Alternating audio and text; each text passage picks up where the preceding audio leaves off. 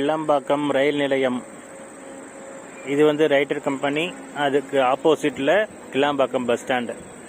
இதுக்கு உண்டான sky walk வந்து அந்த அந்த மண்ணெல்லாம் கிளியர் பண்ணிட்டு இருக்காங்க இல்லையா, அந்த இடத்துல தான் இந்த ஸ்கை வாக் பில்லர்ஸ்லாம் இருக்குது.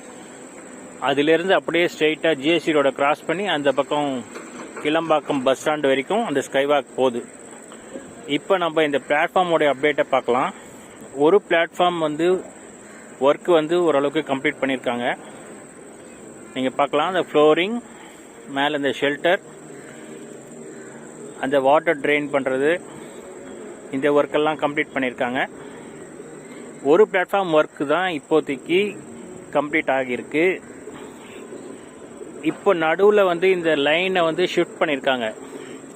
நடுவில் இருந்த லைனை எடுத்து ரைட் சைடில் இப்போ ஷிஃப்ட் பண்ணியிருக்காங்க, உங்களுக்கு தெரியுது. இந்த இடத்துல வந்து ஐலாண்ட் பிளாட்ஃபார்ம் வரப்போகுது. இந்த பக்கமும் ஆக்சஸ் பண்ணலாம், இந்த பக்கமும் ஆக்சஸ் பண்ணக்கூடிய அளவுக்கு ஐலாண்ட் பிளாட்ஃபார்ம் இங்கே வரப்போகுது. இந்த ஒர்க் வந்து அந்த அளவுக்கு ஸ்பீடாக இல்லை. இப்போ தான் அந்த இதெல்லாம் இறக்கியிருக்காங்க. இந்த சிமெண்ட்டில் இந்த இது ஒர்க்கெலாம் நடந்திருக்கு.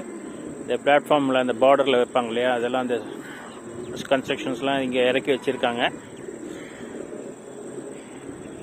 இந்த லைன் ஷிஃப்டிங் வந்து பெரிய விஷயம், ஆனால் அதை முடிச்சுட்டாங்க.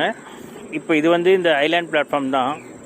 இது வந்து கடகடன்னு இவங்க ஃபில் பண்ணிவிட்டு மேக்ஸிமம் பண்ண முடியும்.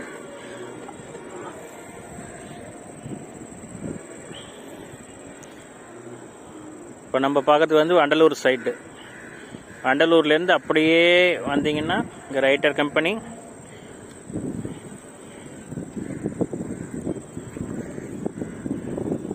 அந்த சைடு பார்த்தீங்கன்னா ஊரப்பாக்கம்.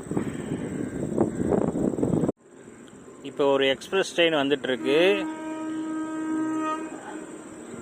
ஒரு எக்ஸ்பிரஸ் ட்ரெயினுடைய லெங்க்த்து தான் வந்து distance between Urapakkam and Kilambakkam. நீங்கள் நல்லா பாருங்கள், அவ்வளோதான் டிஸ்டன்ஸே இருக்குது.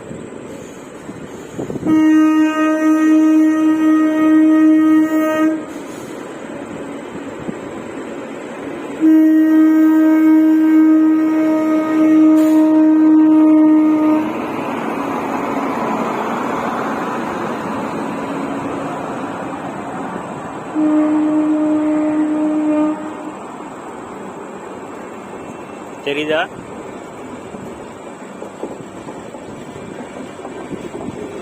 அதனுடைய டெயில் வந்து ஊரப்பாக்கத்தில் இருக்குன்னா ஹெட் வந்து கிளம்பாக்கத்தில் இருக்குது.